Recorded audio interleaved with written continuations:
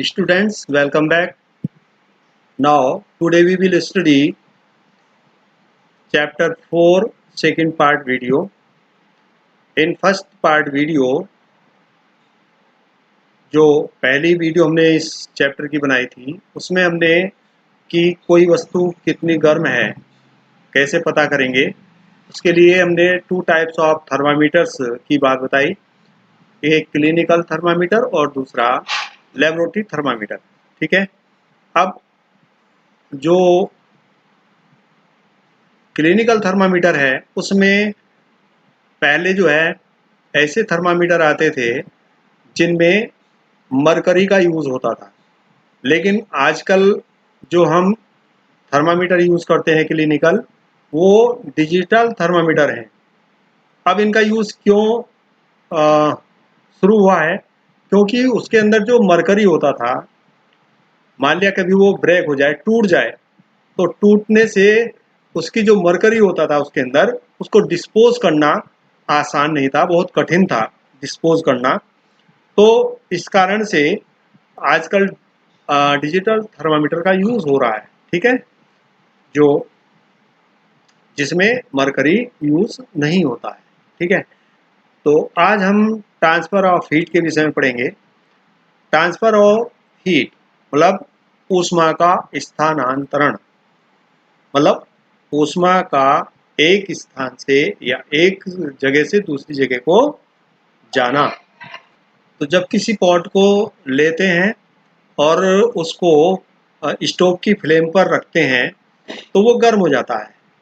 ठीक है, लेकिन उसके बाद में उस फ्लेम को बंद कर दें तो वो धीरे धीरे ठंडा हो जाता है।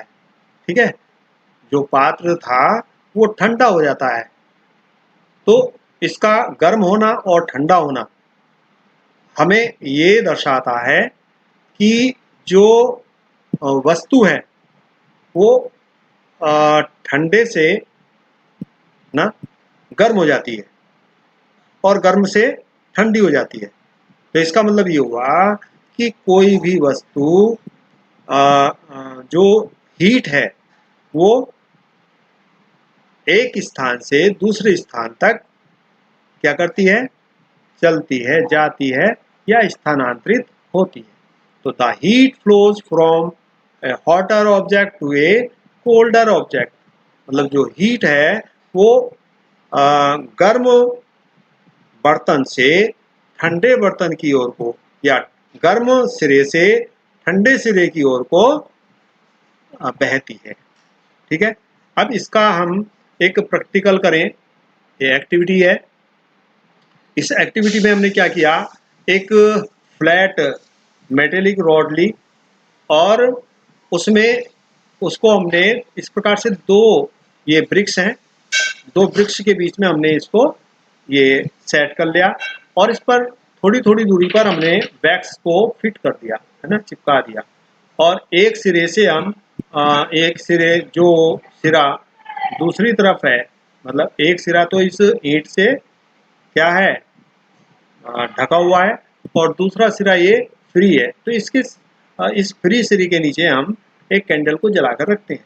तो देखते हैं धीरे धीरे जो वैक्स इस फ्लेम की ओर था, है ना, तो वो वैक्स पिघल करके नीचे गिरने लगता है थोड़ी सी। फिर उसके बाद में ये दूसरा जो यहाँ पर वैक्स लगा हुआ है ये गिरने लगता है। इसी प्रकार से ये सारा वैक्स धीरे धीरे नीचे गिर जाता है। ठीक है, क्यों?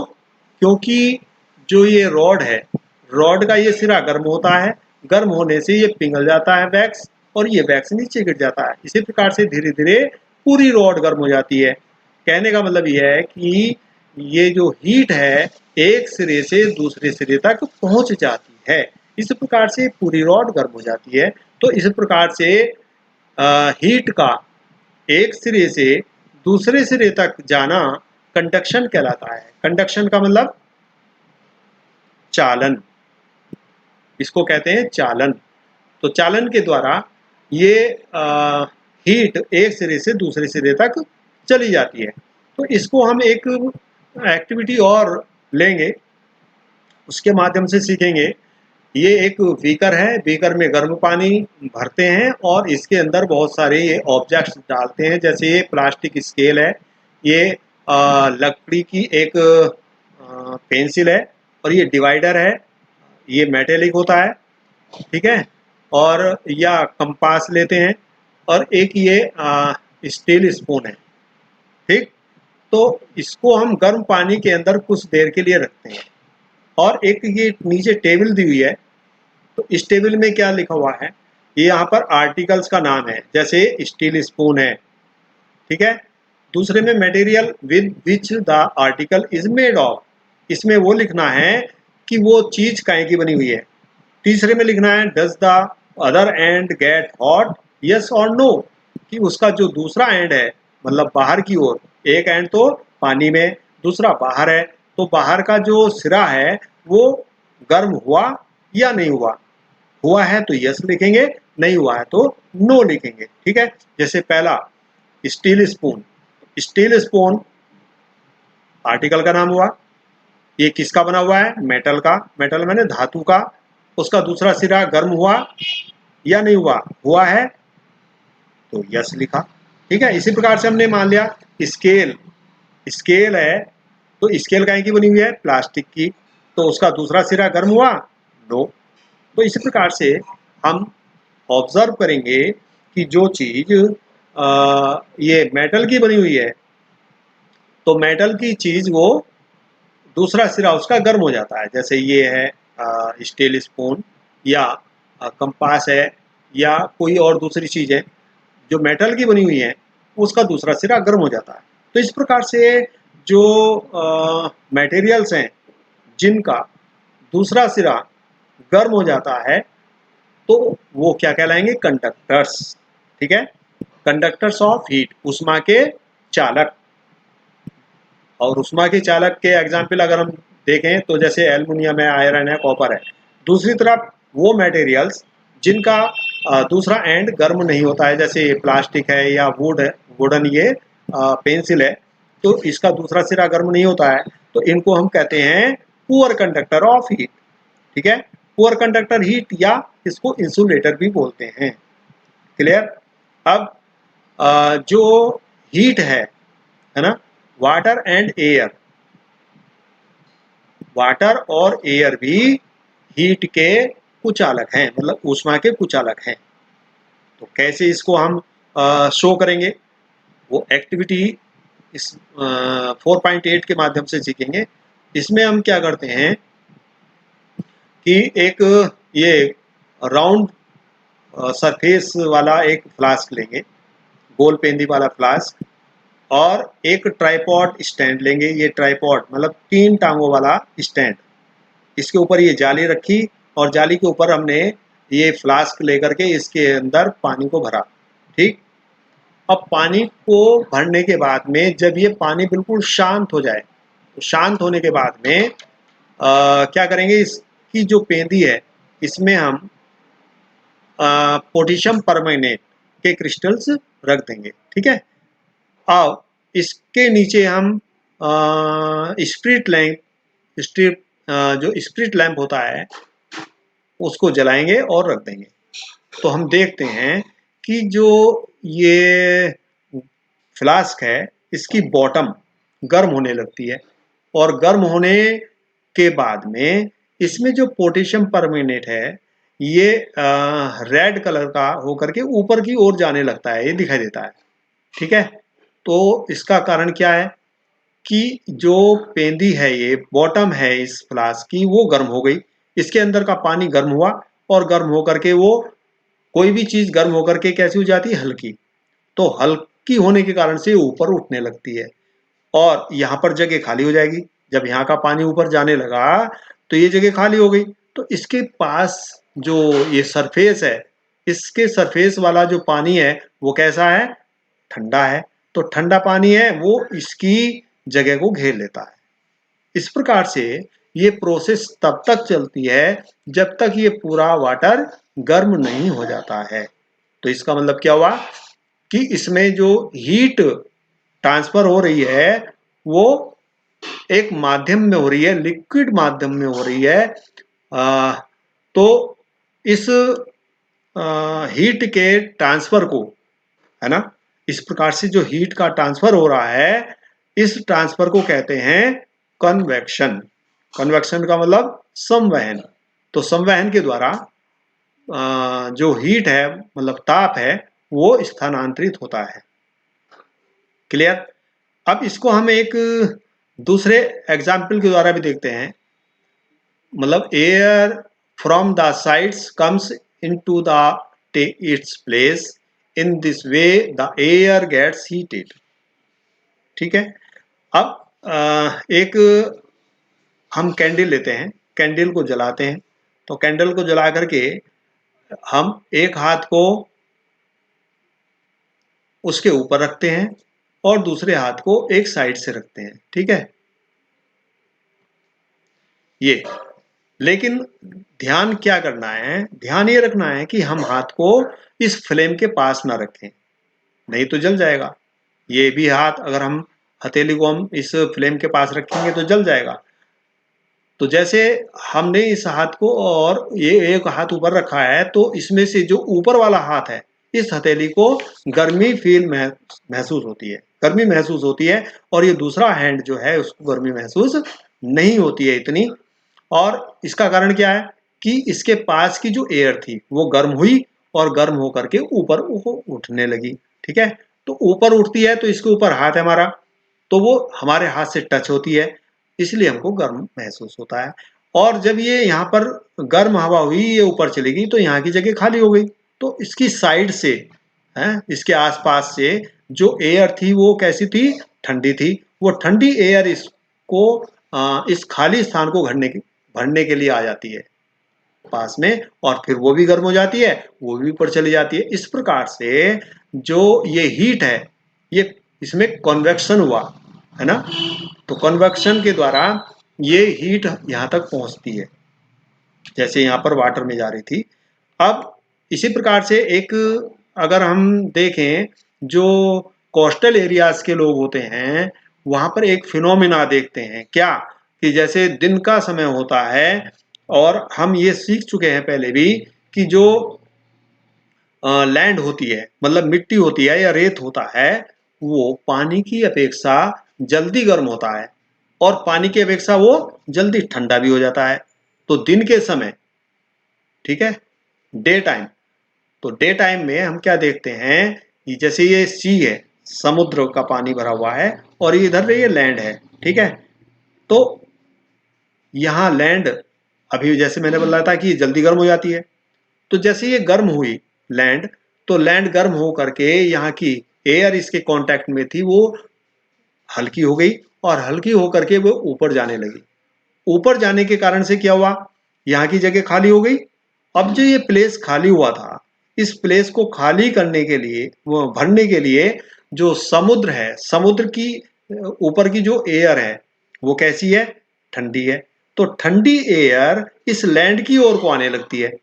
जब इस लैंड की ओर को आने लगती है, तो फिर ये इस लैंड के संपर्क में आती है, और वो गर्म होती है, गर्म होकर के ऊपर उठने लगती है, फिर ये जगह खाली हो जाती है, और ये जो समुद्र से आने वाली ठंडी एयर है ना, ठंडी वायु है, वो इस लैंड पर फिर आ जाती है। इस प्रकार से एक चक्र बन जाता है। तो ठंडी एयर कहाँ से आ रही है, समुद्र की ओर से इस समय। तो इसको हम कहते हैं सी ब्रीज। क्या बोलते हैं, सी ब्रीज। दिन के समय में क्या होता है, सी ब्रीज। इसी प्रकार से नाइट टाइम में, ये नाइट टाइम है, तो नाइट टाइम में क्या होता है, जैसे हमने अभी देखा था कि जो लैंड है वो पानी की अपेक्षा जल्दी गर्म और जल्दी ठंडा हो जाता है। अब क्या हुआ, ये लैंड रात्रि के समय जल्दी ठंडी हो गई पानी की अपेक्षा।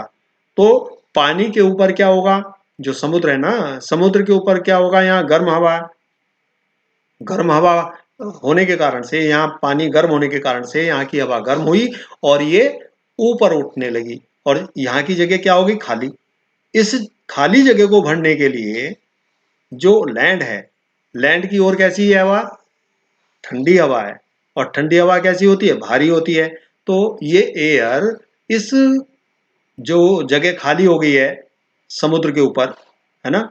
तो इसको भरने के लिए, ऑक्युपाइड करने के लिए ये लैंड की ओर से एयर आती है ठंडी, और फिर वो यहाँ पर गर्म होती है और फिर ऊपर उड़ जाती है, फिर लैंड की ओर से फिर ठंडी एयर आती है, और इस प्रकार से ये चक्र बन जाता है। इसको कहते हैं क्या, लैंड ब्रीज। मतलब ठंडी हवा किधर से आ रही है, लैंड की ओर से, तो लैंड ब्रीज कहेंगे। यहाँ पर ठंडी हवा समुद्र की ओर से आ रही थी, तो इसको हमने सी ब्रीज बोला। ओके, तो इस प्रकार से ये हीट का जो ताप था उसका स्थानांतरण हुआ किसके द्वारा, कन्वेक्शन के द्वारा। लेकिन अगर हम देखें जो हीट हमें सूर्य से मिलती है, तो सूर्य के और अर्थ के, मतलब जो हमारी पृथ्वी है, इसके बीच में बहुत बड़ा स्पेस है।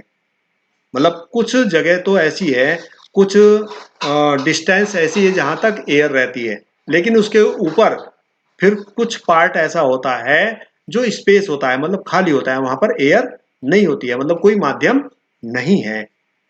तो बिना माध्यम के, किसी बिना माध्यम के जो हीट सन से हमें मिलती है, उस प्रोसेस को कहते हैं रेडिएशन। रेडिएशन का मतलब विकिरण। तो विकिरण के द्वारा सूर्य से जो हीट है वो पृथ्वी तक आती है।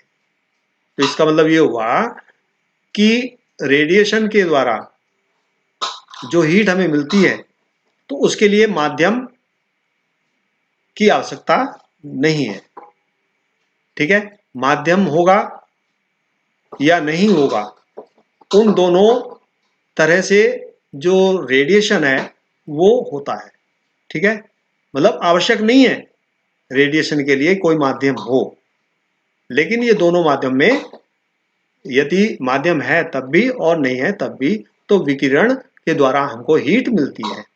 ठीक है, जैसे इसका एग्जाम्पल देखें, जैसे जाड़ों का मौसम है और हीटर लगा हुआ है और हम उसके सामने बैठ गए, तो वो हीट हम तक आती है। किस कारण से आती है, रेडिएशन के द्वारा। ठीक है, तो इस प्रकार से ये हीट का ट्रांसफर होता है। तीन माध्यम हो गए, conduction, convection and radiation. Okay, अब kinds of clothes we wear इन समर एंड विंटर। किस प्रकार के कपड़े हम विंटर में या समर सीजन में पहनते हैं। तो इसके लिए भी, जैसे अभी हमने देखा था, एक एक्टिविटी की थी। इस एक्टिविटी में क्या किया था कि दो पॉट हैं, एक को हमने व्हाइट कलर से कलर किया है इसके सरफेस को, और दूसरे को ब्लैक कलर से। तो इसमें क्या किया हमने, दोनों में सेम अमाउंट वाटर लिया, और वाटर लेकर के हमने इसको धूप में रख दिया सूर्य की गर्मी में। तो मान लिया हमने 2 घंटे के लिए इसको रख दिया या 4 घंटे के लिए रख दिया। उसके बाद हम इसका टेम्परेचर नोट करते हैं। तो जो वाटर इस ब्लैक कलर वाले पॉट में है उसका टेम्परेचर अधिक आता है, और जो वाटर इसका हमारा वाइट सरफेस वाला पॉट है इसका होता है टेम्परेचर वो कम होता है।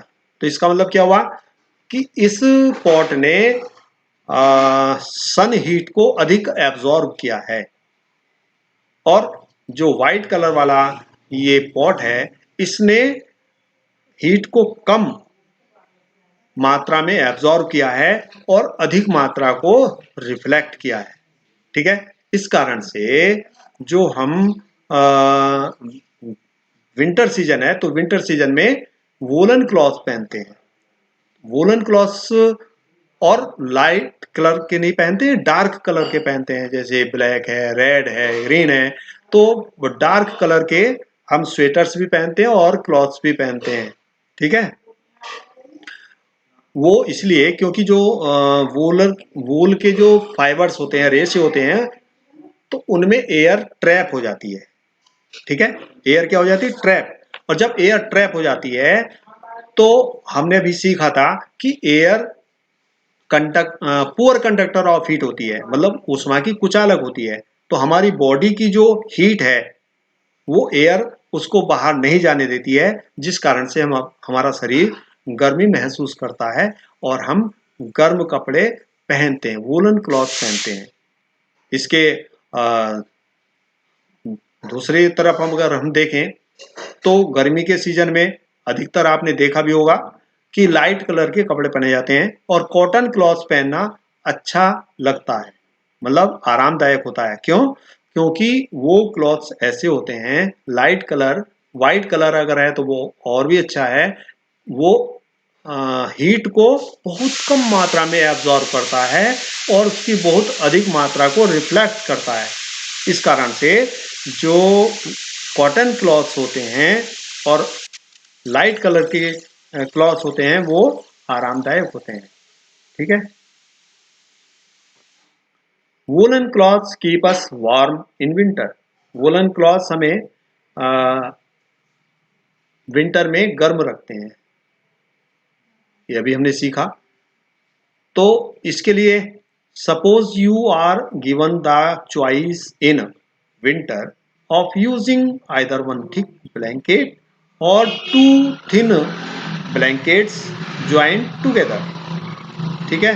तो इसमें मान लिया आपको चॉइस दी जाती है, दो कंबल हैं, एक कंबल तो मोटा है और दूसरे दो कंबल हैं, उन दोनों कंबलों को एक साथ ज्वाइंट किया है एक साथ, तो आप कौन सा कंबल लेना पसंद करेंगे? तो अभी जैसे हमने सीखा था, जहां पर एयर की मात्रा अधिक होगी उनके बीच में, तो वहां पर क्या होगा?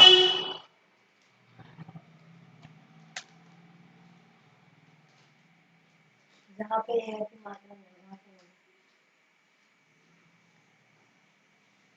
मतलब जिस ब्लैंकेट में एयर की मात्रा अधिक होगी तो वो क्या करेगी?